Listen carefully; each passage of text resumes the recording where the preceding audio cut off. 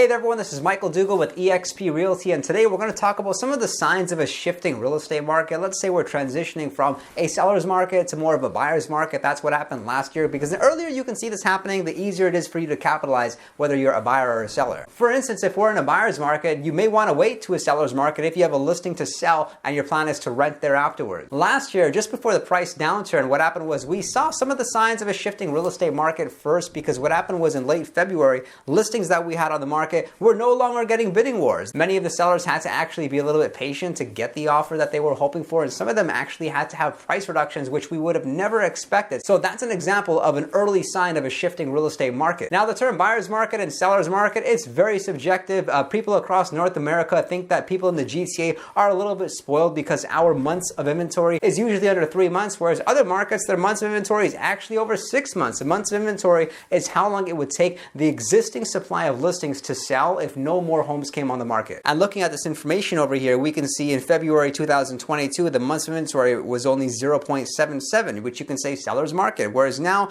2.02. However, look at the months of inventory for the several months prior, because 2.02, yes, it's definitely higher than January 2023 and higher than December 2022, but we actually have to go all the way back to April 2022 for months of inventory to be this low. The second sign of a shifting real estate market would be a difference in days on market. So days on market, that's how long it would take a listing to sell from the time that it commences. In February 2022, our average listing took 22 days to sell, whereas we can see these several months prior, it was 29, 27, then 22, but back February 2022, the days on market was only 9. However, with days on market, it can be a little bit trickier. You have to look at the fine print because of the fact that in the marketplace, if there's a lot of listings that are pricing their property for a bidding war strategy, of course the days on market is going to be low. And so right now we're seeing some sellers take that aggressive approach under pricing their property for a bidding war. So of course we're seeing lower days on market. However, if we're in a market that we're in now, most offers are going to have a financing condition. They're going to have a home inspection condition, and this is typically going to be 5 business days. So we want to account for that in the days on market, because the days on market, which is shown through the Toronto Real Estate Board,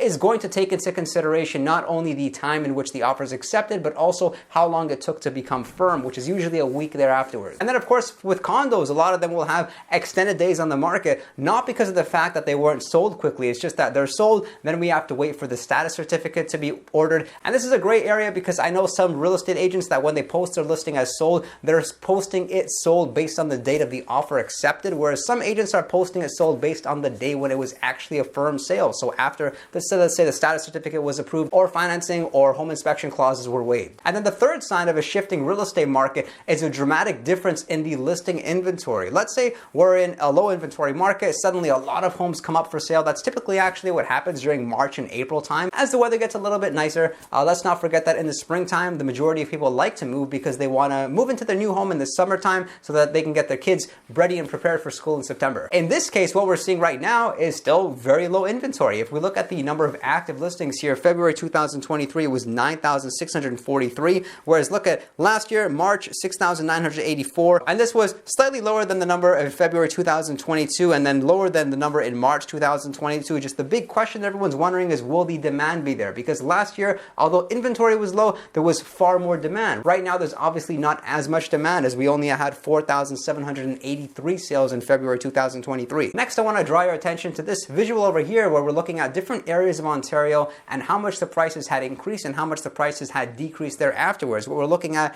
is December 2019 to the peak, and then the peak to January 2023. So on the right side here, the dark green, we're seeing different areas in Ontario and how much of a price increase they experienced. Windsor experiencing almost a 100% price increase. Then we see Oshawa, Sudbury, London, and then on the left-hand side, we can see just how much prices had come down from the peak. And you can pretty much see that what goes up, what comes down. Look at Oshawa, how much of a price decrease it's experienced. And some of the other areas now in the Greater Toronto area specifically that have experienced quite a bit of a price decrease are Whitby, Brampton, Ajax, Mississauga, Toronto East. That's down by 17.13%. And we actually have experts putting themselves out there on the line, sharing how much they believe the prices will drop in different areas across Canada and Ontario. Ontario. It's kind of like a heat map. With the darker areas, they're expecting to experience the greatest price decrease. And some of those areas include Bancroft. We've got a number of smaller communities. Also, Guelph is up there, Welland's up there, Muskoka. And what they've done is they've accounted for how much prices have decreased since the peak